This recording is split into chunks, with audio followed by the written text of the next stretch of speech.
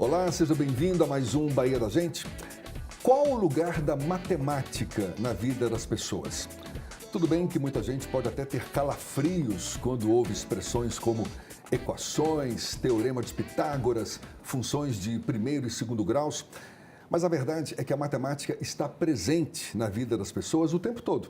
Quando lidamos com o nosso dinheiro, na receita de um bolo, quando a gente joga um videogame. Aliás, muito mais do que isso. A matemática guarda uma relação íntima com a filosofia. E será que existe uma chave para ensinar matemática por meio da filosofia? É para discutir os mistérios da matemática e como fazer dessa disciplina uma disciplina mais compreensível para as pessoas em geral, que o Bahia da Gente recebe o professor de matemática e de filosofia, também consultor de empresas, coach e escritor, Bruno Vilar. Muito obrigado, Bruno. Seja bem-vindo. Prazer estar aqui com você hoje. Como é que a gente pode explicar essa relação de matemática com filosofia? Olha, primeiro a gente tem que voltar no passado. E aí é o seguinte, matemática ela é uma matéria humana. Só que a grande concepção hoje que dá é de exata, mas na verdade ela é uma matéria humana. Por quê? Números são símbolos, é uma abstração. Então nós utilizamos para representar pensamentos e ideias. Então a matemática começou com esse processo de contagem. Você utilizava a contagem através de números, de símbolos. Tinha uma ligação muito grande com a filosofia, porque a filosofia começa esse ensino matemático. Para você ter uma ideia, o primeiro grupo de estudo ali, o quatrium, era as chamadas ciências matemáticas, que era a aritmética, a geometria, a astronomia e a música. Então, esse era o conhecimento básico. Tudo num contexto só. Tudo num contexto só. Aí depois você tinha um outro grupo, o trivium, que aí você já estudava lógica, retórica, e aí você ampliava esse conhecimento. Mas você começava o conhecimento com a matemática. Ou seja, a gente pode encarar a matemática como sendo ensinada junto com a própria filosofia. Sim. Originalmente, sim. E era, na verdade, a construção do conhecimento humano. Pra você ter ideia, na Idade Medieval, o triângulo isósceles era chamado de ponte dos asnos. Por quê? Dos asnos? Asnos. Porque ali era o seu perfil de inteligência era medido ali. Se você conseguisse passar por aquele conhecimento, você tinha um certo grau de inteligência. Então, na Idade Média, era chamado de ponte dos asnos por esse motivo. Agora, por que hoje a gente, pelo menos aparentemente, nessa matemática que a gente aprende na escola normal, no ensino fundamental, no ensino médio, não tem nada a ver com filosofia? Ou continua tendo? Olha só, hoje, na verdade, a matemática, tem um movimento que começou ali mais ou menos no ano 2000, 2001, começou a ganhar uma certa força, que é chamada educação matemática, que é trazer a matemática para o dia a dia. Utilizar a matemática no seu cotidiano. Ou seja, eu não ensino equação matemática por ensinar. Eu crio problemas do cotidiano e jogo a matemática nesse problema do cotidiano. Ou seja, eu trago a matemática para o seu dia a dia. Porque qual era a grande reclamação na escola, acredito que foi a sua, quando aprendeu um produto notável? Isso eu vou aplicar onde na minha vida? Exatamente. Que aplicação tenho isso na minha vida prática, né? Então, aquilo que não me interessa, eu descarto. De fato, tem muito tempo que eu não estudo matemática. Hoje está já com essa pegada mais, digamos, envolvendo a matemática com a nossa realidade, com situações reais? Sim, processo lúdico. Hoje as escolas utilizam muito esse perfil de utilizar. Eu vejo até, por exemplo, eu tenho um primo que na quarta série, hoje na verdade seria o quinto ano, já trabalhando equação de maneira superficial, mas já desenvolvendo o pensamento algébrico. Porque você pode ensinar matemática se a pessoa perceber ali, trabalhando as situações, desenvolvendo esse pensamento. É claro que quando eu falo matemática com filosofia, eu não falo a filosofia no sentido amplo, mas um ramo lógico da filosofia. E até um pouco da parte de conceitos filosóficos também ajudam bastante a gente entender certas coisas. Quando você faz esse tripé matemática, puxa um pouco de lógica e a filosofia no nosso dia a dia. Mas tem lógica, por exemplo, a gente lançar o seguinte raciocínio. Por exemplo, a maçã que cai da árvore. Aquela história, não é? Que teria inspirado Isaac Newton para desenvolver a lei da gravidade. Certo. Como a maçã cai, seria uma questão matemática. Agora, por que a maçã cai já entra no campo da filosofia ou estou viajando aqui? Não, tá ótima a ideia. Na verdade, o como caiu, né, que seria, na verdade, a nossa pergunta base. Porque quando a gente pergunta o porquê, a gente vai procurar razões. E aí a matemática seria a comprovação disso. Como é que eu comprovo que esse meu pensamento está correto? É através de uma fórmula. Porque o que é uma fórmula matemática? É apenas uma sistematização de uma ideia. É quando eu tenho uma ideia para resolver um problema e eu quero simplificar essa resolução do problema, eu crio a fórmula. Então, quando eu uso a fórmula de Bhaskara, por exemplo, meus alunos, eu ensino a equação de segundo grau sem usar a fórmula de Bhaskara, num método mais facilitado. Então, é possível você desenvolver. Mas qual foi o grande... Mas por quê? Porque pela fórmula de Bhaskara você acha que dificultaria o entendimento? Não, é um caminho. Mas o que eu quero mostrar com eles? Eu quero mostrar para eles que eles podem desenvolver por um outro caminho. Por exemplo, eu como aluno, eu tinha muita dificuldade porque quando eu pensava uma outra solução e chegava a resposta, o professor dizia que estava errado. Não porque o meu pensamento estava errado, mas porque eu não copiei o pensamento dele. Então, eu acho que o grande problema da matemática é isso. Quer dizer, você vai filtrando essa criatividade da pessoa. A matemática permite isso. Eu tenho uma capacidade de observar dados, de perceber informações, hoje, muito interessante. Você é autor de vários livros, não é? Sim. Sobre matemática. Sim. Você, de certa forma, tem a preocupação com os seus livros, com o seu ensinamento em sala de aula, de facilitar a vida de quem está aprendendo matemática? E como é que você faz isso? Sim, eu sempre brinco assim, que quando a gente vai dar aula, você tem que escolher qual o público que você quer dar aula. E eu escolhi aquele público que não sabe. Então, eu me lembro que quando eu tive a minha primeira reunião com o meu editor para apresentar o meu primeiro livro, e ele brincou comigo, ele falou assim, Bruno, lembre-se de uma coisa, o seu livro vai ser vendido em todo o Brasil, vai ter um cara de Manaus, palavras dele, que nunca vai ter contato com você, naquela época a internet não estava tão ampla assim, nunca vai ter contato com você, nunca vai te conhecer, e ele precisa ler um livro que ele tem dificuldade em entender sozinho. E eu falei, poxa, eu nunca tinha pensado por esse ângulo. Então, quando eu fiz o meu primeiro livro, foi o que eu fiz. Pedi a minha mãe para ler o livro. Para ver se ela entendia. Se ela disse assim, entendeu, eu falei, pronto, tá ótimo. Maravilha. Eu fico curioso em saber o que os matemáticos estudam hoje em dia. Mas vamos deixar para o próximo bloco, já. Bahia da Gente de volta. Bruno Vilar conversando conosco. É um instante só.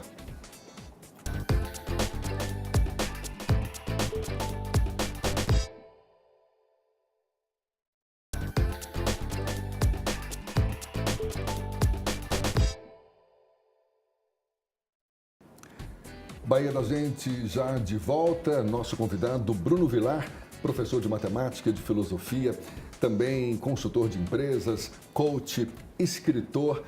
Você falou, Bruno, que a filosofia na matemática é uma ferramenta muito importante para a construção do conhecimento científico, não é verdade? O que o matemático estuda? Olha, o leque é muito grande. Você pode, na verdade, observar padrões, desenvolver um processo estatístico depois. Hoje, as empresas, por exemplo, com marketing, querendo entender melhor o seu cliente. Então, poxa, quanto mais fórmulas eu desenvolver para conhecer que determinado produto significa que ele é um potencial comprador para um outro produto, por exemplo, grandes empresas americanas hoje fazem muito isso. Tivemos problemas no Brasil com isso. Quando algumas empresas americanas vieram com sua estratégia de marketing, o que ele fazia?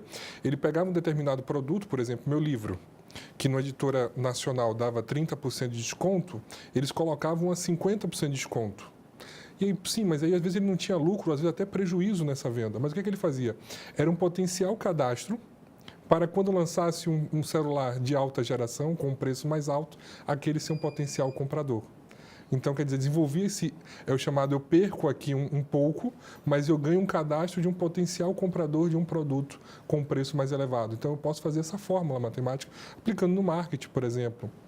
Ou no processo de desenvolvimento da minha empresa, das finanças também. Então, a matemática tem um leque muito grande. Ou desenvolver a física, não preciso da matemática para comprovar a física. Hoje a gente tem essa discussão da física quântica, por exemplo, que o grande problema é demonstrar matematicamente algumas teorias da física quântica. Recentemente, agora com as eleições, agora em 2018, o que a gente mais viu foram pesquisas, né? Pesquisas estatísticas e tal. É uma grande aplicação da matemática essa também, não é? Sim. E a pesquisa estatística ela tem uma coisa muito interessante, né? ela tem uma diferença importante que quando você faz uma pesquisa que geralmente é amostral, você só tem uma noção do público. Você, às vezes, a gente tem muito aquela cultura assim, não vou votar no meu candidato para não, entre aspas, perder o meu voto. Mas ali é um perfil muito pequeno e, às vezes, a gente vê as surpresas, né? Fulano, que estava em terceiro lugar, daqui a pouco ficou em primeiro, ou quem estava em primeiro não conseguiu ser eleito, porque, às vezes, a gente tem como observar isso de só observações. É só uma base, mas não é uma noção geral. É por isso que o censo só acontece de 10 em 10 anos. É quando a gente faz uma pesquisa, aí eu tenho parâmetros realmente fundamentados para realizar um processo de pesquisa e até de planejamento estratégico do nosso país. E uma pesquisa estatística, por exemplo, ela se baseia em critérios científicos, não é isso? Sim. Por exemplo, essa amostra que você define como o teu objeto de pesquisa, ela, em tese, tem que representar o universo que está sendo pesquisado. Sim. E, para isso, você utiliza critérios científicos para definir aquela amostra. Não é verdade? Sim. Hoje eu observo o parâmetro utilizado hoje nas pesquisas são interessantes, porque hoje não só divulga as pesquisas em si, a pontuação do candidato, mas falam do grupo religioso, do grupo econômico que ele faz parte, ou seja, quando eu vou pensar na população, eu vou criar a chamada amostra, que é um subconjunto, uma parcela, e dessa pequena parcela eu começo a pensar em subgrupos. E a pesquisa estatística hoje está bem interessante, porque ela não se preocupa só com fornecer uma visão geral, mas ela fornece o quê? Dados econômicos, dados religiosos, dados intelectuais de região também, para facilitar, ou seja, quando eu falo intelectuais, estou dizendo nível superior, nível médio, para você ter um perfil de cada eleitor. Então, isso é muito interessante hoje, essa visão macro hoje que um candidato pode ter acesso. Por que as pessoas ainda têm tanta fobia em relação à matemática, Bruno? Olha, eu sempre brinco porque, assim, eu sempre digo que é sempre uma questão de início. Como assim início? Porque se eu peço a você, Jefferson, produza uma redação, você faz uma reflexão e você consegue, sem colocar no papel, já ter a sua ideia central.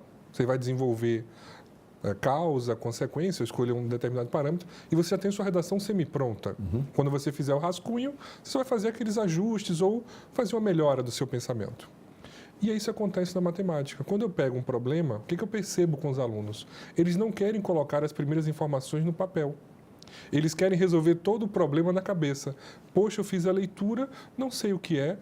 Qual é a resposta? A resposta eu também não sei.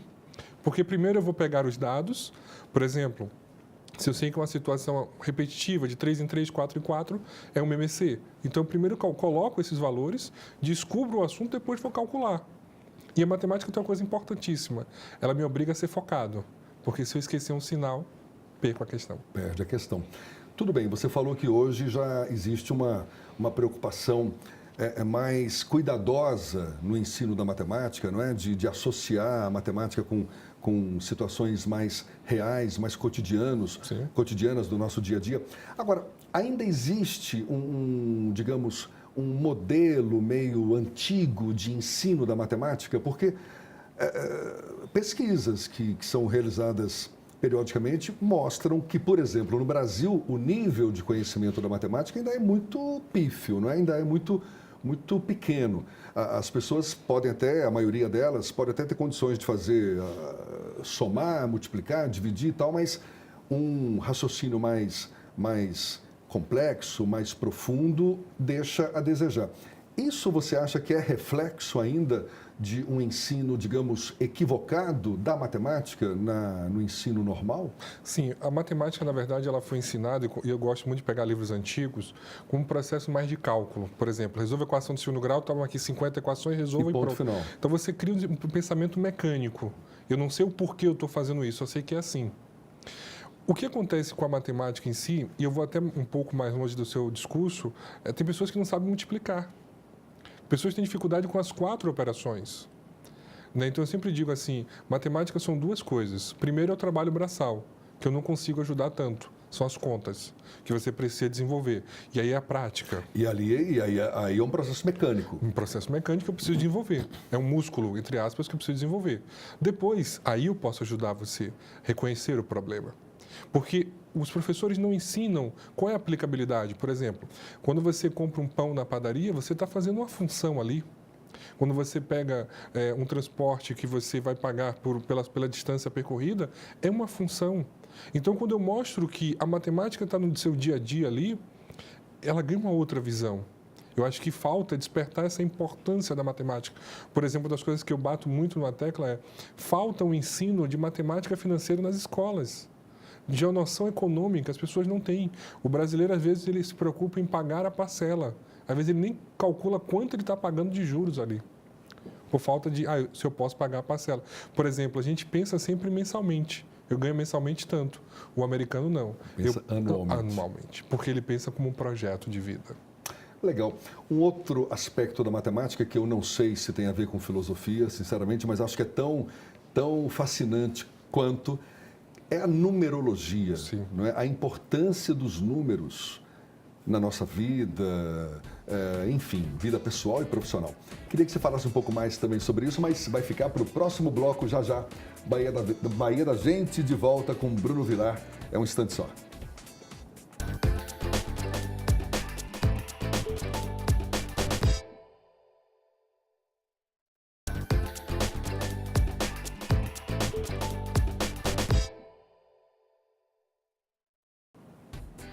Já estamos de volta, Bahia da Gente, recebendo Bruno Vilar.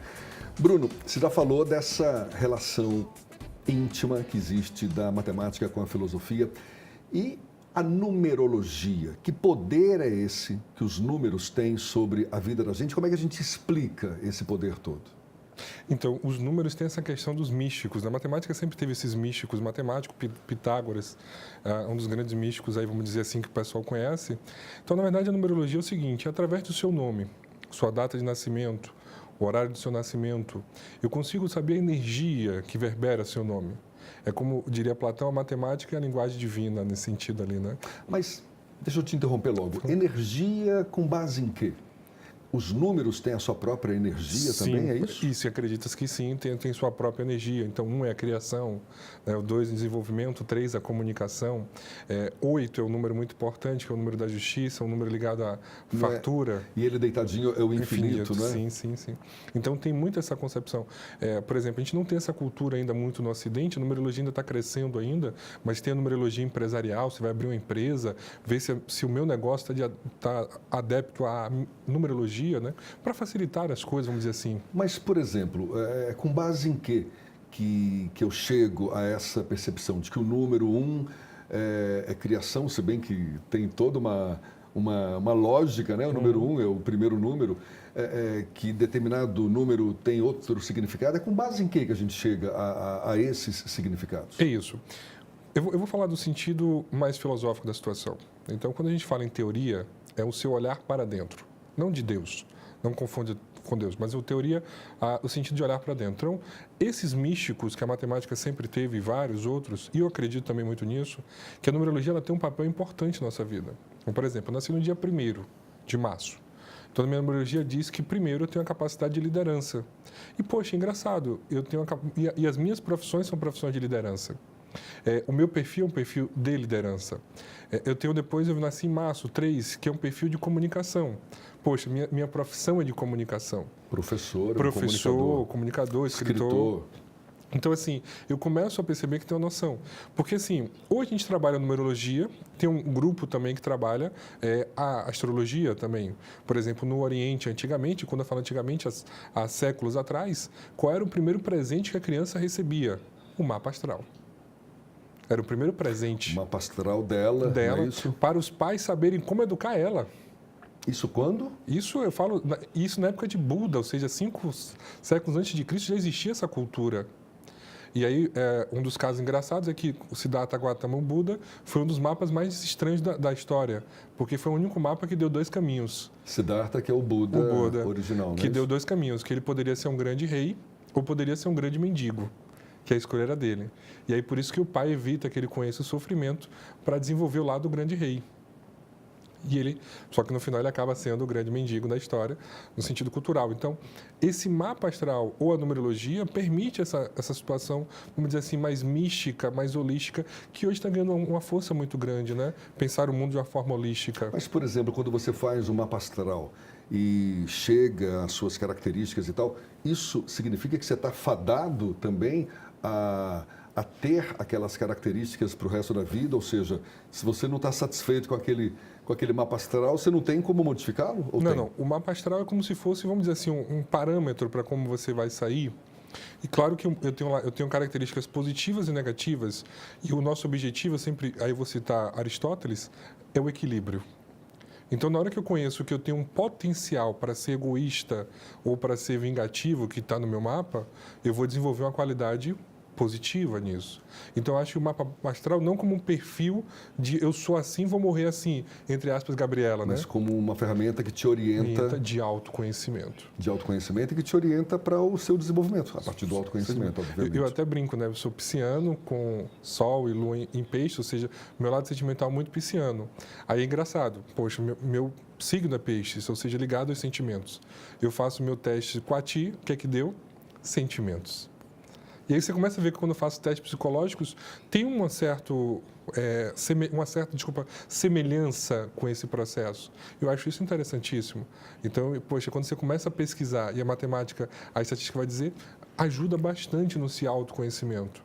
Porque hoje a gente vive um processo de depressão muito grande.